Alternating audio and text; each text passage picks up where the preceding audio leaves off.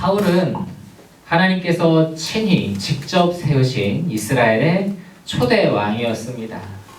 그는 하나님께 사용을 받아서 블레셋을 이기고 또 아말렉에 대한 하나님의 심판을 대행하기도 했습니다. 그런데 그는 그 반복적인 실책, 하나님의 말씀에 순종하지 아니함으로 결국 하나님께 버림을 받고 말았죠. 이렇듯이 하나님께서 택하신 사람이 실패를 하고 하나님이 그를 버리신 것을 사람의 그런 인간적인 관점으로 보면 하나님의 뜻이 실패로 돌아간 것처럼 보입니다. 하나님의 계획이 물거품이 된 것처럼 보이는데 하지만 하나님께서 택하신 사람이 그 택한 한 사람이 실패한다고 해서 하나님의 뜻이 실패로 돌아가는 것은 아닙니다. 하나님의 뜻은 계속해서 진행이 되고 그것은 반드시 이루어지는 것을 우리는 성경을 통해서 볼 수가 있습니다. 오늘도 이제 하나님께서 그 선택한 사람을 바꾸어 가면서 이제 일하시는 그런 모습들을 보게 됩니다. 자, 우리 1절 말씀 같이 한번 보시겠습니다. 1절 말씀 시작. 여호와께서 사무엘에게 이르시되 내가 이미 사울을 버려 이스라엘 왕이 되지 못하게 하였거늘 내가 그를 위하여 언제까지 슬퍼하겠느냐. 너는 뿔에 기름을 채워 가지고 가라. 내가 너를 베들레헴 사람 이새에게로 보내리니 이는 내가 그의 아들 중에서 한 왕을 보았느니라 하시는지라. 사울을 버리신 하나님께서는 그의 다음으로 하나님의 일을 할 사람을 택하십니다. 하나님께서는 그 버림받은 사울로 인해서 슬퍼하고 있는 사무엘에게 네가 그를 사울을 위하여 언제까지 슬퍼하겠느냐라고 그렇게 말씀하세요. 사무엘이 이 사건을 이제 슬퍼하고 있는 반면에 하나님은 지체 없이 다음 사람을 택정을 하신 거예요. 그리고는 사무엘에게 이 새로 선택한 자에게 기름을 부으라고 그렇게 말씀을 하시는데요. 그 말씀을 듣고 사무엘이 먼저 들은 생각이 무엇이었냐면 사울이 자기를 가만두지 않을 것이다 라고 하는 생각이었습니다. 자기 왕위를 공고히 하는데 자기 왕권을 세우는 일에 눈이 먼 사람이잖아요. 하나님의 말씀을 거역하기까지 한 정말 눈앞에 뭐 주변을 보지 않고 그냥 자기 왕권 강화를 위해 직진하는 사람이기 때문에 앞뒤 가리지 않고 충분히 사무엘을 해칠 수 있는 그런 사람이었던 거죠. 자, 그의 근심이 있었는데 그의 근심에 하나님께서 지혜를 주십니다. 자, 우리 2절과 3절 같이 한번 보시겠습니다. 2절과 3절 시작. 사무엘이 이르되 내가 어찌 갈 수 있으리이까 사울이 들으면 나를 죽이리이다 하니 여호와께서 이르시되 너는 암송아지를 끌고 가서 말하기를 내가 여호와께 제사를 드리러 왔다 하고 이새를 제사에 청하라. 내가 내게 행할 일을 가르치리니 내가 내게 알게 하는 자에게 나를 위하여 기름을 부을지니라. 하나님께서는 자연스럽게 이새에게 접근하여서 그의 아들에게 기름을 부을 수 있는 지혜를 사무엘에게 알려주십니다. 하나님께서 지금 말씀하시는 그 방법은요, 겉으로 이제 드러나는 그런 모습에도 전혀 이상할 것이 없는 방법이에요.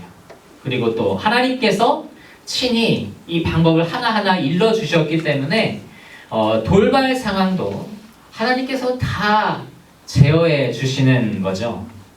그래서 사무엘은 이 기도로서 하나님께 가장 적합한 그러한 방법을 응답받고 있는 겁니다. 이처럼 하나님께서는 사람의 그런 기도에 세세하게 응답하시는 분이시기 때문에 우리는 문제를 앞두고 하나님 앞에 먼저 기도할 수 있어야 합니다. 하나님께서 우리가 하기를 원하시는 그런 일들이 있다면 그 방법까지도 다 친히 세세하게 인도하실 수 있는 그런 지혜와 능력을 가지신 하나님이십니다. 그래서 우리가 사람의 지혜로 그런 어려운 일들을 막 극복해 보려고 하면 참 그런 어려움들이나 문제들이나 걸림돌을 피하거나 극복해 보려고 하면 굉장히 변수가 많잖아요. 그래서 이런저런 변수에 따라서 뭐 그런 플랜 B, 대안들을 계속 마련을 해야 되고 그럼에도 그 모든 것이 완벽하지 못할 때가 많이 있는데 그런데 하나님께서 인도하시는 방법은 어떻습니까? 그런 변수조차도 하나님께서 다 통제를 하시기 때문에 가장 확실하고 안전한 것이 하나님께 기도하는 방법이다 라고 하는 것입니다. 그래서 우리도 이 문제 앞에서 사무엘과 같이 항상 기도하는, 먼저 기도하는 그런 습관을 가지는 우리들이 될 수 있기를 바랍니다. 그래서 하나님의 그 도우심을 늘 순탄하게 받는 저 여러분 되실 수 있기를 간절히 소망합니다. 사무엘이 하나님께서 알려주신 방법대로 이 베들레헴에 가서 이새에게 접근을 했습니다. 이새의 아들들도 제사에 초대를 해서 자연스럽게 그의 아들들을 대면을 했어요. 그래서 그가 첫 번째로 본 것이 이새의 아들 그 장자 엘리압인데 이 사무엘이 엘리압을 본 순간 딱 드는 것이 그 생각이에요. 아, 하나님께서 기름 부으려고 하시는 사람이 바로 이 사람이구나. 과연 하나님께서 선택하실 만한 사람이다 라고 그렇게 생각을 했습니다. 그의 키가 훤칠하고 또 용모가 준수하였기 때문에 그래요. 그런데 그 순간 하나님께서 사무엘에게 이렇게 말씀을 하시죠. 자, 우리 7절 말씀 같이 한번 보시겠습니다. 본문 7절 말씀 같이 보시겠습니다. 시작. 여호와께서 사무엘에게 이르시되 그의 용모와 키를 보지 말라. 내가 이미 그를 버렸노라. 내가 보는 것은 사람과 같지 아니하니 사람은 외모를 보거니와 나 여호와는 중심을 보느니라 하시더라. 하나님께서는 사무엘을 향하여서 내가 이미 그를 버렸노라 라고 그렇게 말씀하십니다. 여기서 버렸다라고 하는 이 히브리 단어는요, 마스라고 하는데 거절하다라고 하는 의미를 가지고 있거든요. 자, 하나님께서 그의 그 용모, 키, 그런 외적 기준을 지금 거절하고 계시는 것을 볼 수가 있어요. 그런데 이 오늘 본문에서 버렸다라고 하는 단어가 사용된 것이 또 있습니다. 어딘지 혹시 기억하시나요? 바로 본문 1절입니다. 1절에 보면 하나님께서 사울을 떠나신 것에 대해서 버렸다라고 하는 표현을 사용하고 있거든요. 자, 사울에게서 사용되었더니 버렸다라고 하는 단어가 엘리압에서 똑같이 반복이 되고 있습니다. 자, 그렇다는 것은 이것이 무슨 의미를 가지고 있을까요? 자, 우리가 한번 사울이 왕으로 선택을 받았을 당시의 모습을 한번 기억을 해봤으면 좋겠습니다. 우리 사무엘상 9장 2절 말씀 같이 보시겠습니다. 사무엘상 9장 2절 말씀을 우리 같이 한번 한 목소리로 읽어보겠습니다. 시작. 기스에게 아들이 있으니 그의 이름은 사울이요 준수한 소년이라. 이스라엘 자손 중에 그보다 더 준수한 자가 없고 키는 모든 백성보다 어깨 위만큼 더 컸더라. 자, 사울이 성경에 처음 등장할 때에 그의 겉모습을 지금 묘사를 하고 있죠. 그는 다른 사람들보다 적어도 어깨 위만큼 클 정도로 훤칠한 키를 가지고 있었습니다. 그리고 또 그 어떤 사람보다도 용모가 준수하였다라고 기록이 되어 있어요. 그런 출중한 외형을 가지고 있는 사울을 하나님께서 어떻게 하셨어요? 결국 버리셨다는 거예요. 그런데 그를 버리신 하나님께서 그와 닮은 꼴로 출중한 외모를 가진 이새의 맏아들 엘리압을 동일한 단어를 사용하면서 그를 거절을 하고 계신단 말이에요. 그것은 이 사람의 외모는 하나님 앞에 결코 내세울 것이 되지 못한다는 것.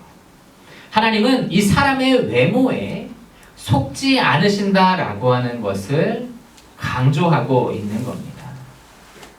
사람은요, 이 외모의 영향을 받고 심하게는 속아 넘어가기도 합니다. 이 신령한 사람인 사무엘조차 그랬습니다. 그는 출중한 외모를 가지고 온 백성을 사로잡을 매력을 가진 그 사울이 하나님 앞에서 버림받은 것을 보았어요. 그거 내막을 가장 잘 아는 게 사무엘이에요. 그것을 경험을 했으면서도 이 엘리압의 출중한 외모에 이 마음이 움직여서 와, 여호와의 기름 부으실 자가 여기 있구나 라고 그렇게 생각을 하게 된 거죠. 하지만 이새의 아들들 중에 하나님께서 택하신 사람은 누굽니까? 그의 막내 아들 다윗이었습니다. 우리 본문 11절과 12절을 같이 보시겠습니다. 본문 11절과 12절 말씀 우리 같이 읽도록 하겠습니다. 시작. 또 사무엘이 이새에게 이르되 내 아들들이 다 여기 있느냐? 이새가 이르되 아직 막내가 남았는데 그는 양을 지키나이다. 사무엘이 이새에게 이르되 사람을 보내어 그를 데려오라.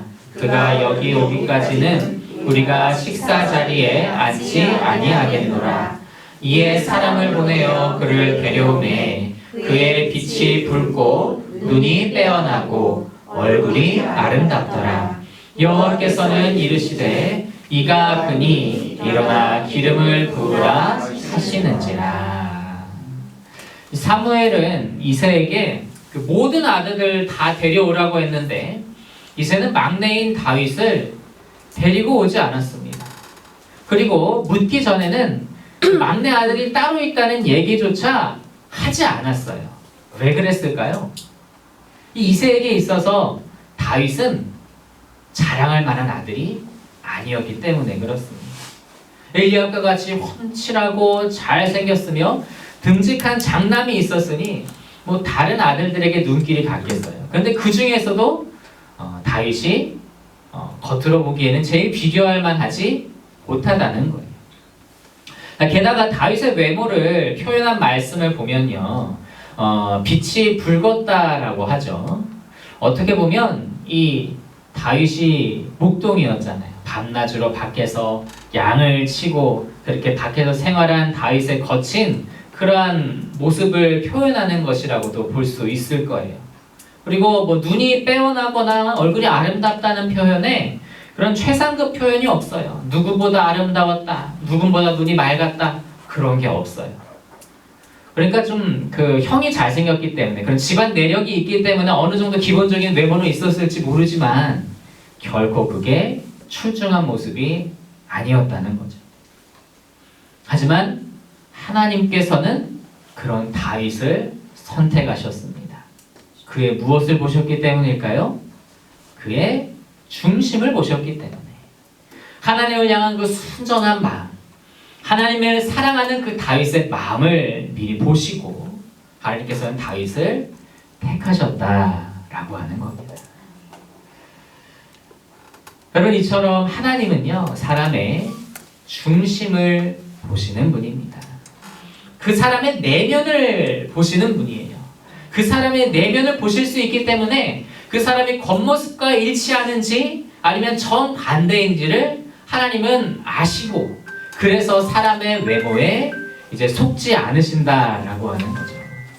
여러분, 이게 참 우리에게 다행인 소식 아니겠습니까? 만약 하나님께서 외모로 사람을 취하신다고 한다면, 외적인 기준으로 사람을 판단하신다면 여러분 어떻습니까? 평범한 우리들은 하나님께 택함을 받지 못하고 그냥 버림받게 되지 않겠습니까?